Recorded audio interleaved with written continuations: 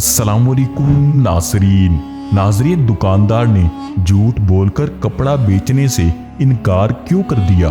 جی ہاں دوستو، ایک وقت تھا جب مسلمان ایسے بھی ہوا کرتے تھے۔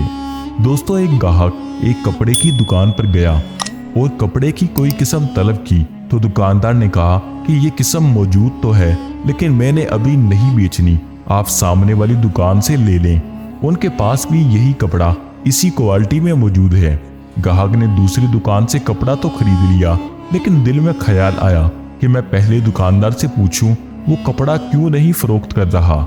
جب اس نے یہ بات اس دکاندار سے پوچھی تو اس نے جواب دیا کہ آج الحمدللہ میری سیل اچھی ہو گئی تھی، لیکن میرے سامنے والی دکان پر جو مسلمان بھائی ہے اس کی سیل اچھی نہیں ہوئی۔ میں نے آپ کو کپڑا دینے سے اس لیے انکار کیا کہ آپ ان سے کپڑا خرید لیں تو ان کی بھی روزی کا سبب بن جائے گا۔